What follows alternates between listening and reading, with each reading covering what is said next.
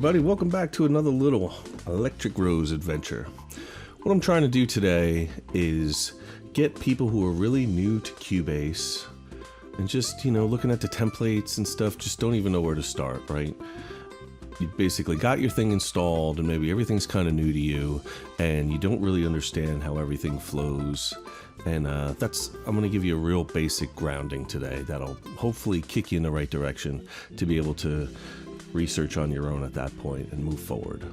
So hopefully you've gotten Cubase installed.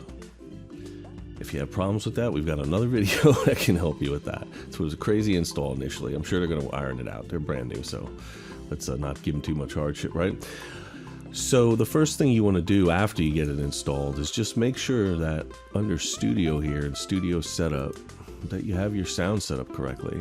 The most important setting that you're going to have to deal with here is your audio system should be what you expect it to be here, right?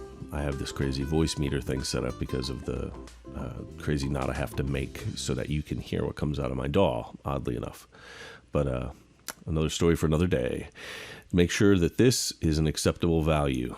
The hardware that you expect it to be coming out of should be selected here, and then you should, if you have a controller, which you should, this video assumes that you do, you should make sure that it is set up in this MIDI port setup screen. You see here I have the Halion SE Mark III, both the ins and outs. And if those two things are set up, you're ready to go, okay?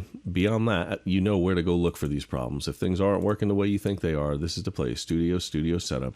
Get in here and figure out what needs to be fixed, right? Before you can move on. So with that, new project, right? File.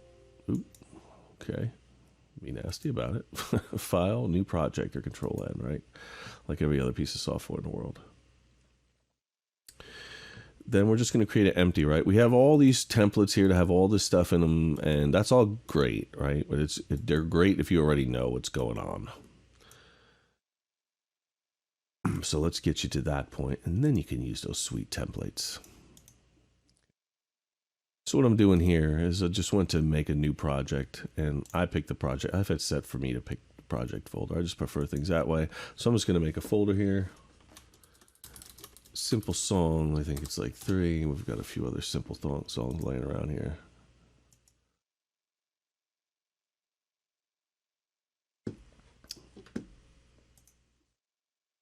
So here's your main screen. Nothing going on yet. Big old blank.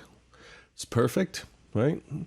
Go over to this area right here. This is where all your channels are going to be lined up, and then just right click over here. This is where you basically create the tracks that you need for your composition, right? If you need an audio track, which is something that you're recording the digital waveform of, right? Or it's being converted to a digital wave from analog, right? So that could be either a microphone or a guitar, something that's plugged into a line in somewhere, right? That's then entering the DAW, their audio tracks. And they differ from these next two, instrument and MIDI, in that a MIDI track is simply just a track that contains notes that you've got from somewhere, most likely your controller, or you can draw them in, or you can import them from somewhere, but it's just a series of notes and how long those notes are held. And that's all that information is. There's no sound data there other than that. The audio data is actually wave data. It's the waveform of the sound that was recorded, that was taken and run through a DAC, a digital audio converter, and turned into zeros and ones. So it's the actual sound that was heard. So we're going to go down here to this instrument track. Now what this does, you have to instantiate an instrument. You have to basically tell it to bring one to life, right? And if you want to work with that, then you need to get a way to get MIDI data into it, right? So if you have a module, an instrument that's providing a piano, you have to pump data into that piano module to make it work, right? Well, with the instrument track, it takes care of everything for you, right, in one fell swoop. So let's start there. Add instrument track. We're going to pick something here that we want to play with, right? So everyone here should have Groov Agent. So we're just going to do a standard move here and set up some drums first, right? Groov Agent is fine for setting up some drums. We'll just scroll our track that. This name that you put here is purely for you. You put whatever you need to here so that you remember what it is and make it specific. You can edit this later. It's no big deal. The other place it probably shows up is on the export screen, right? When you're deciding what you're going to export and whatnot. So that's it. It's for you. So you can put whatever you need to there. This, if you need more than one of these things that you're making, one of these tracks, you can just set as many. As you know, you need to do like 4 vocal tracks. You set it all up, just put 4 and it'll make 4 tracks for you in one fell swoop instead of having to deal with it over and over. We hit add track, and then we get 2 things come up. The first thing is the instrument itself. When I talked about instantiating the instrument, this is the interface of that instrument, right? It's not really the instantiation of it, because I can close this and I haven't killed the instantiation of it, right? It's still there, waiting to be used, ready to do what it needs to, but it's just not visible. If I come to that track where that thing is at and I click this edit instrument button right here, I can get my interface back. So this is Groov Agent, and everybody should have this from the most basic versions of Cubase, I believe Elements, all the way up to Pro. You get this sweet version of Groov Agent Special Edition. And it's good. There's a lot of good sounds in here. The only thing, there's a lot of componentry here. There's a lot you can do with this, but just starting out, the main thing you have to worry about is just what kit is loaded up. Click this, you get a little browser. You can go through styles and other things to select your possibilities. But just go and find something you like. Just keep listening to them until you find some stuff that you like. We're going to go with some electronic. And I'm going to do some funky house. I guess they're all in 4/4, huh? All they got for me is a sloppy kit, so I'm going to go with that. Double click it, it'll load it up. You can close this little browser window. So now this kit is loaded. If you can click any of these, and they'll play the sample for you. Or, let me start this camera. You can do it over here. Right? All the same sounds, same stuff.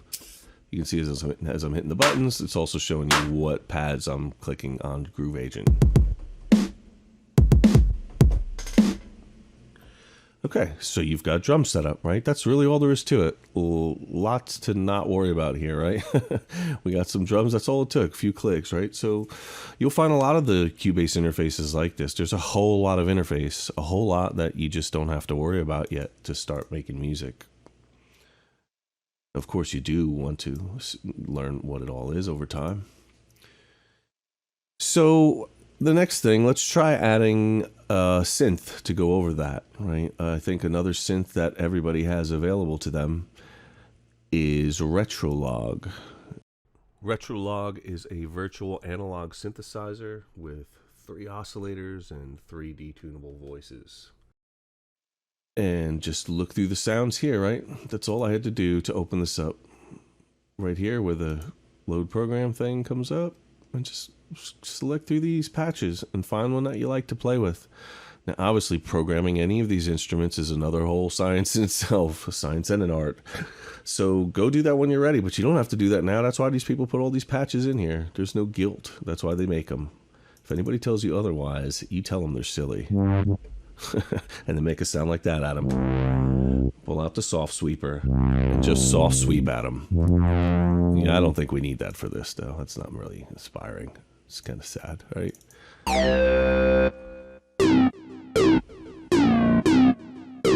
Yeah, you know, let's roll with that. That's weird and big. Kind of takes up a lot of space, right? You'll find a lot of sounds will take up a lot of space, right? This does so much. If you get something cool going with it, it won't even take much more to get a cool sounding jam going. You know, between this and the drums, you've got a lot happening there already. Okay, so I just close out once again. Remember, we have our drums still behind the scenes here and our Retrologue behind the scenes as well, just waiting for us to do some stuff, okay? So down here on the bottom right, this thing is your metronome, on and off. You will need this on a lot. So make sure that thing is on like it is right now. And if you ever want to mess with the settings to it, they're all over here. You can do a ton of stuff with your metronome. I'm not going to go through all this. It's all self-explanatory and you can figure it out on your own. Let's get rid of that, but let's just play by hitting the space bar. Make sure our metronome's working, which it is. So let's back up to the start of the song. One of the great ways to get to the beginning of a song is hit the period key in your number pad. That will always bring you back to the beginning. It's a really useful thing. And start and stop with the space bar. Those are basically the first two things you want to learn about the keyboard to not have to deal with interface elements with your mouse all the time, because it slows you down a whole lot. Okay, so the drums. Let's go ahead and pick a tempo. Right now it's at like 120, right? Well, I'm going to get a little more EDM here and go 140. But you make this whatever you want to make it for your song, right? And if these numbers don't mean anything to you, just go ahead and hit spacebar and listen to it as you're changing it. It'll keep playing as you change through these numbers. This is just beats per minute. How many times it's clicking every minute? Just get it somewhere you want, and then you're good to go. That'll stay that way. Back to the beginning, hit period again, in case you forgot. And let's just try to do our first recording. So we have everything set up. Our keyboard is working. What must happen is that this red button must be on the track that you want to record for, okay? And you have to remember, if you select another track, that will move it. See how that came here? This is kind of, it can mess with you in the beginning. You just realize that if you go to look at some setting and then you start recording, you're recording on that place you just went to. You're not recording on the track that you were on before. So for now, we're on this track. We have the track selected and it is armed, as they say. The recording is enabled. I'm shooting back to the beginning with this button, even though I'm there already. It's just something good to know. And I'm just going to hit record, right? And I'm just going to play something small with the drums.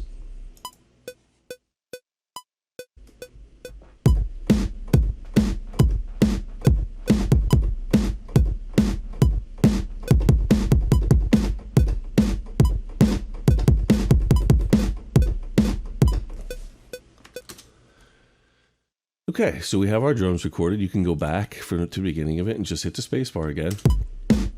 Spacebar is how I stop the recording.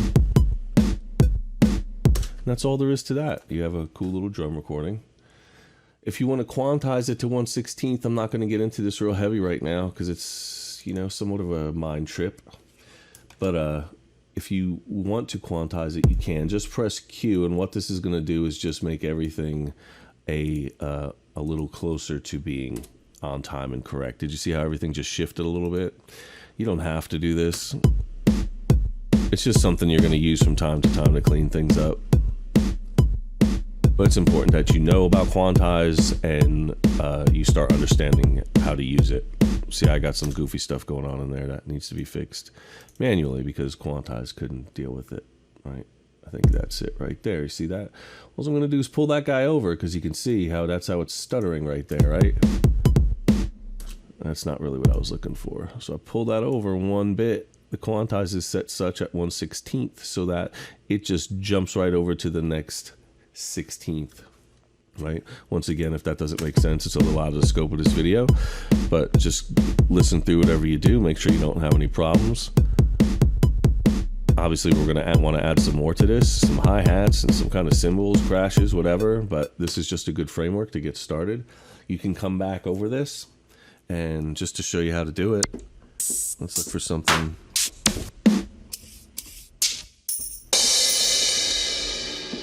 Nothing small, huh? It's all big. The old thip. Let's just go with the little tambourine, right? So if I want to record some more drums, I could just do it right over this one. I could make it on another track and connect it back to that, but I don't really need to do that right now because I'm just going to merge these anyway. So I'm going to go back about here and I'm going to start my recording from there. And I'm just going to put a little bit of a tambourine in there.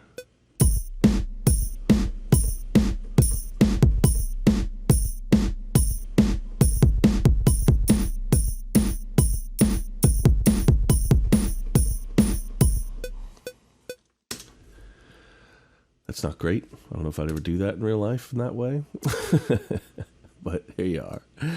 It's just for fun. Okay, so you see how this is cross-hatched and dark over on top of this because we have another clip, a clip on top of another clip. Now, if that's all in place and cool, I just hit Q on it and quantized it just to get everything to perfectly in place. You know, one cool thing, I did all this stuff on the beat, right? Which it's not very dancey, is it? I could pull this just over a little bit and put them all in the upbeat because I have them all selected, right? You see how I have everything selected? And all I'm doing is pulling them over so that their beginnings are on the upbeats.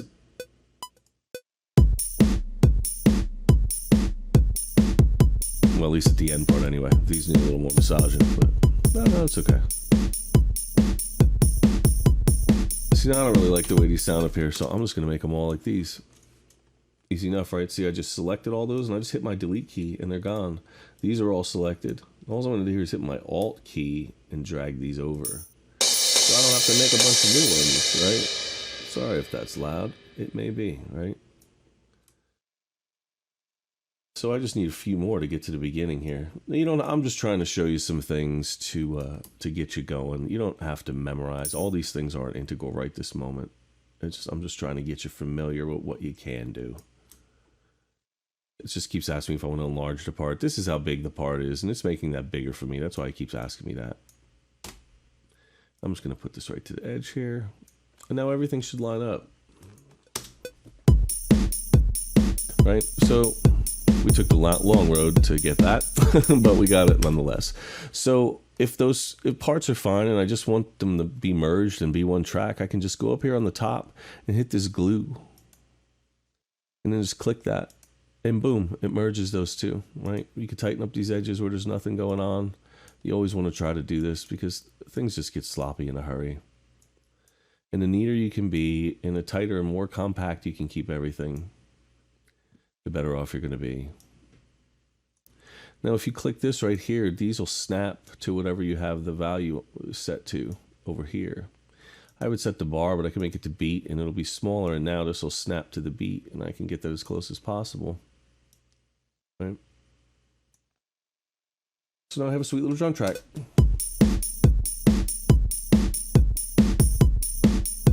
Neat, right?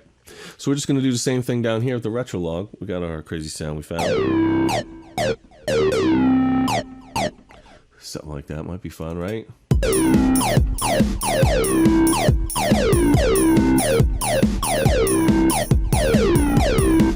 Yeah, that's cool. Let's get that real quick, right?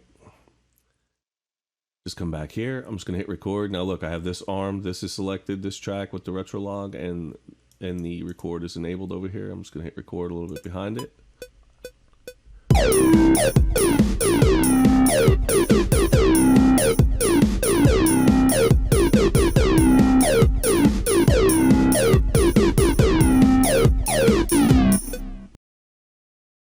There you go. There's a little synthy part. I'm just going to bring these in a little bit, keep everything neat, right? Now, I'm not going to pull this one in yet. Oh, yeah. Sometimes you'll cut off the edge of the thing if you're behind the line, if your note is behind where the note starts. If you do this, it'll clip it off. It won't disappear, but it just won't play it. So, and if you want to, you can always quantize this. I'm going to do it just to show you. See down here on the bottom, if I just hit Q, you see how everything shifted just a little bit? I can do Control Z to undo it. I'm gonna hit Q. Makes it a little more robotic, right?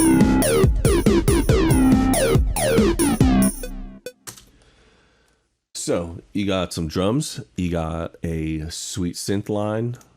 Let's go and add one more instrument. And this time, another one that should be available to everyone here is the Halion SE. It's a cool little sampler. And it comes with Cubase, so you should learn about the sounds available to you through it. Because that's what a big chunk of this game is, just about knowing what you have available to you. Over time, it will just build up so many sounds and synths, and just knowing what you have, what's available to you for any particular project, keeping it all in your head, organizing it in a way that makes sense to you. These are all parts of the game that you're going to have to start thinking about a little bit. So So, yeah, we're not going to do analog. We were just there, right? Let's look at the pads here. We don't really care if it's analog or not. Motion. Let's see what we got here. African hipness. So you got to double click that and it'll put it right here in a slot.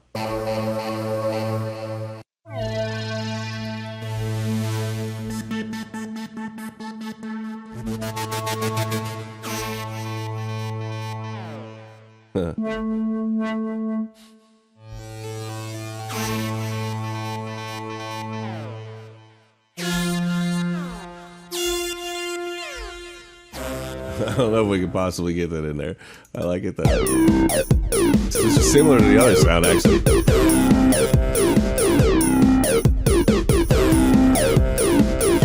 Yeah, there you go. There's a great example of how sometimes something really simple can really color something wonderfully. So we had this thing going on. What was the sound I picked? Operation. Operation, is that good? Yeah. It's just a synth pad. It's a fun one though. Let's get behind this a little bit. My track is selected, right? It's armed. I'm just going to quit record. There we go.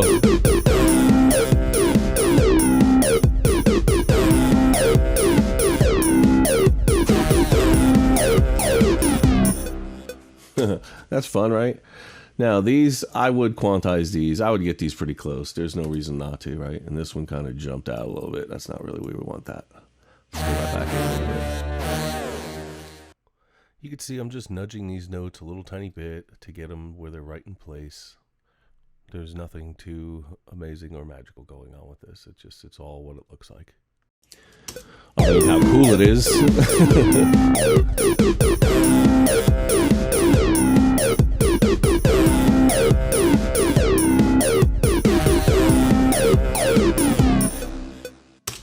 So there you have it. There's our little jam. You know what you're doing now, at least somewhat, right?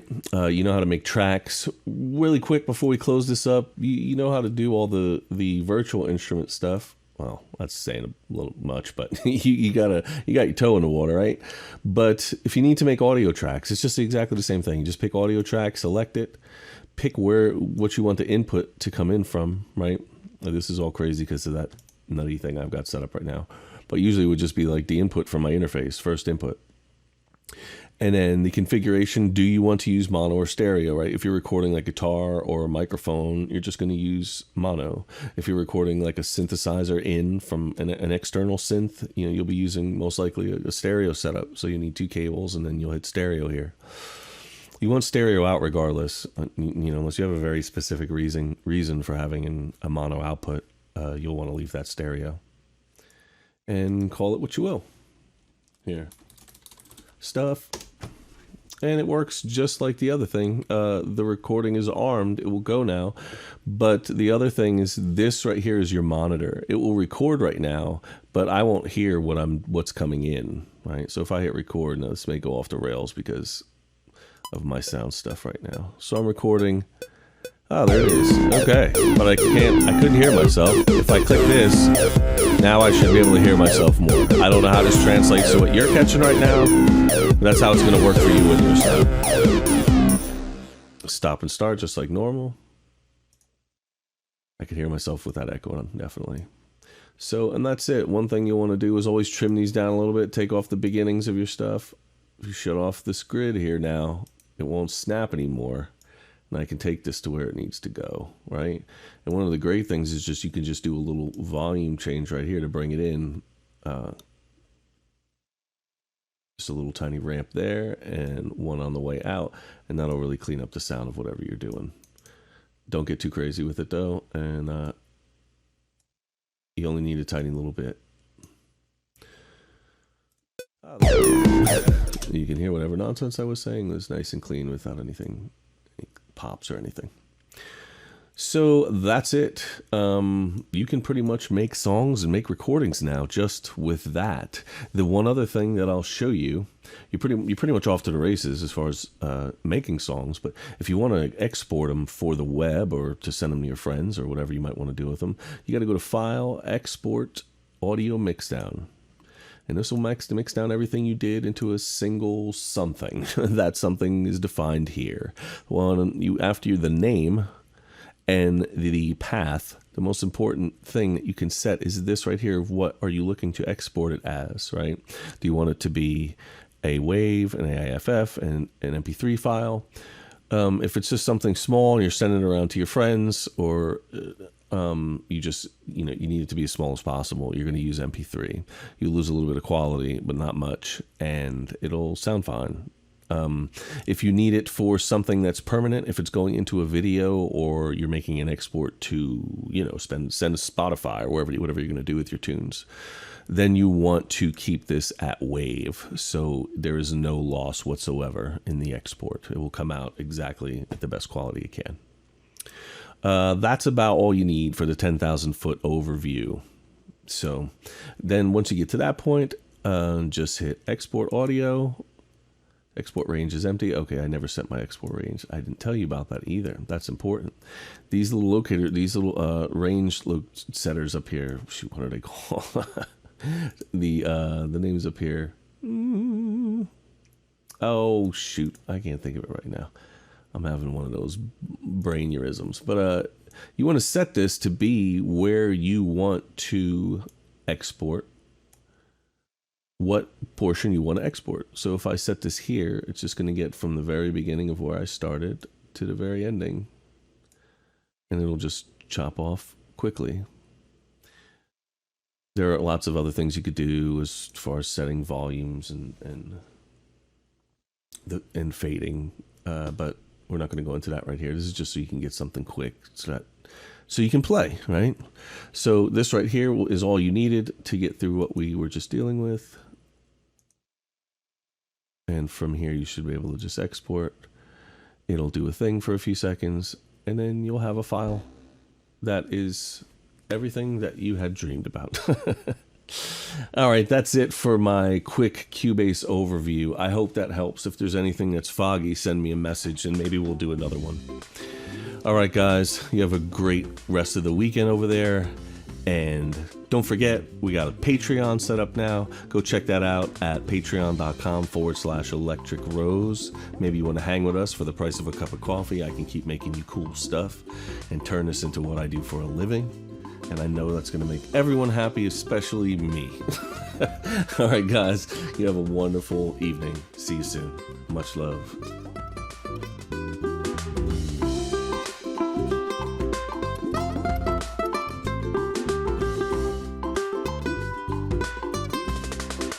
Mm-hmm.